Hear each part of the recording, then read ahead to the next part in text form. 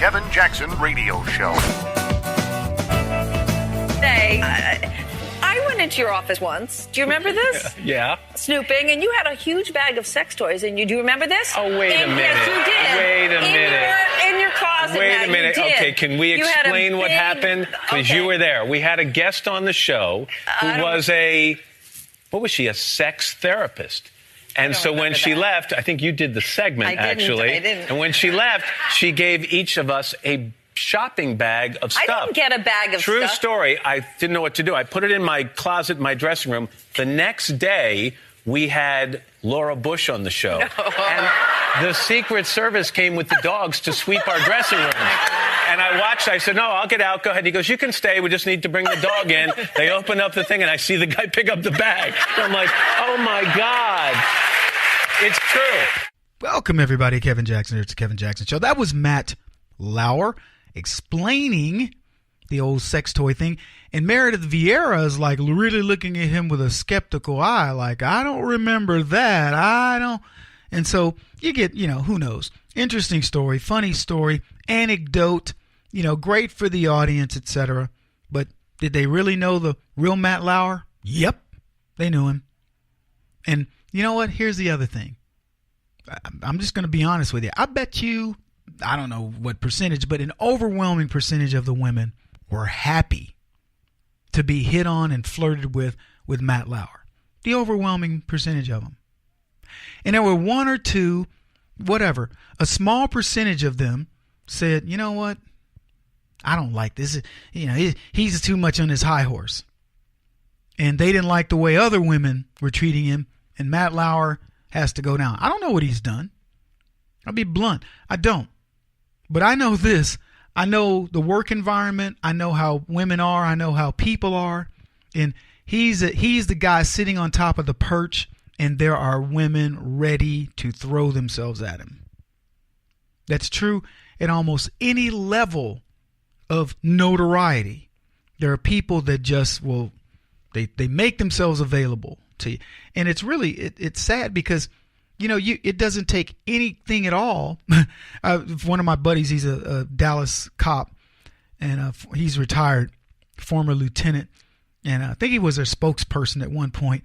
And he called me up. He left me a voicemail. Yo, Kev, you better watch out, man, at Fox and all that. And it's funny to hear him say it, but it's tongue in cheek, but he's actually speaking truth. You got to be careful.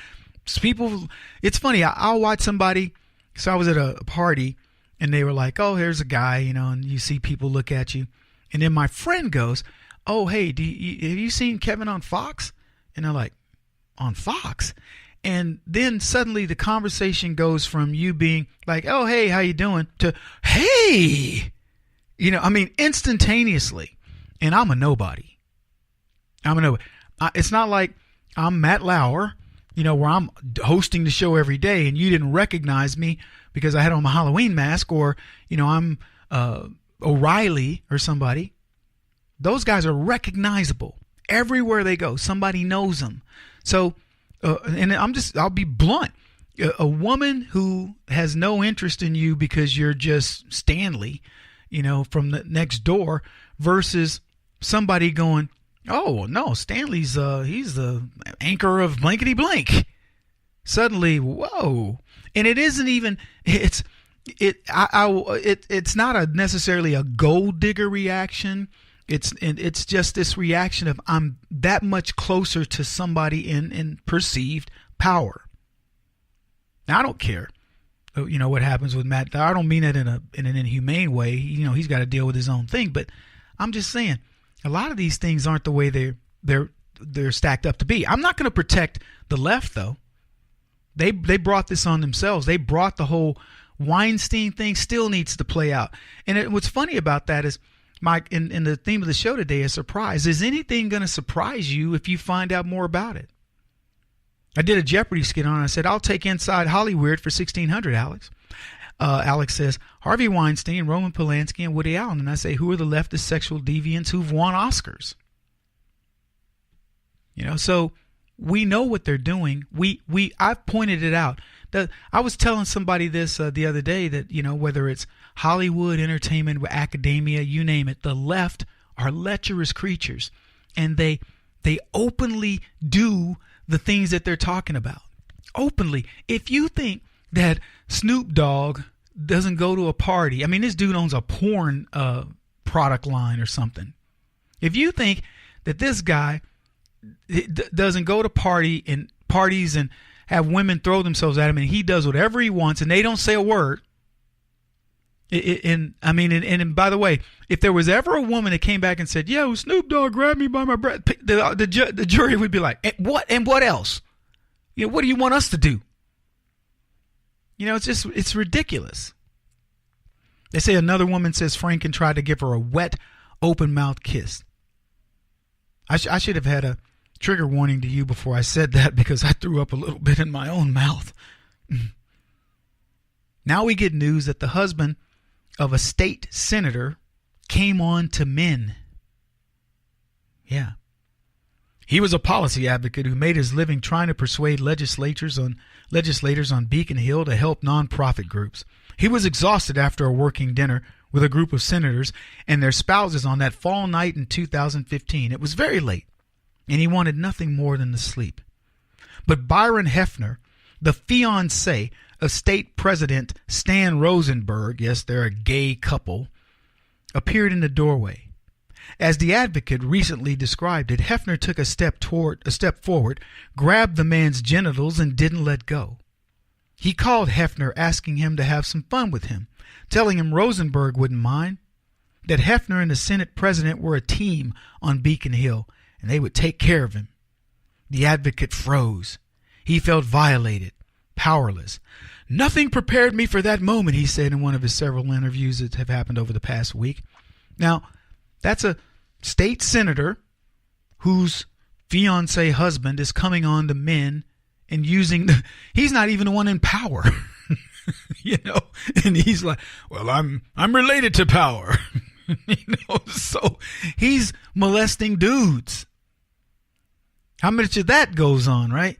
So look, the shoe is going to fall on these guys, and it's going to be surprise after surprise without it being a surprise. Because let me tell you something, everybody knows about this guy.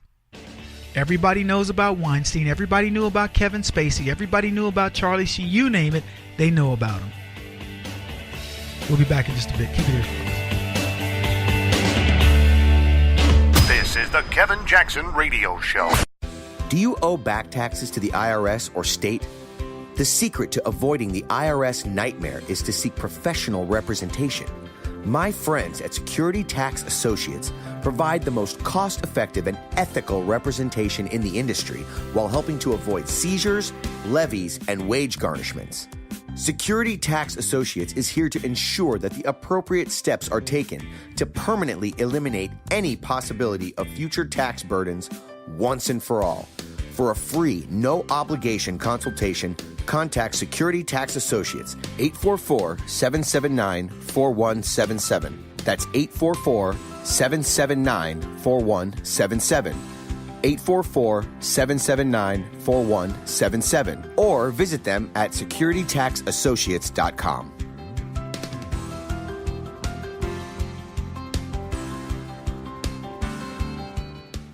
Beth Cook Moranville, author of Closer Than Your Breath, a book of hope. Hope, that wonderful, wonderful 4-letter word that you may feel completely out of. I wrote this book to give you great hope. It's not too late. If fetal position is an all too familiar place for you, I understand. If the next 60 seconds are too long, this book is for you. Wherever you are right now, whether you're dealing with divorce or death or sickness, take hope. You are going to make it through this pain. Don't roll your eyes. I've walked this road and I know it. The best is yet to come. Closer Than Your Breath, a book of hope from author and speaker Beth Cook Moranville, can be found on Amazon.com or Kindle.com.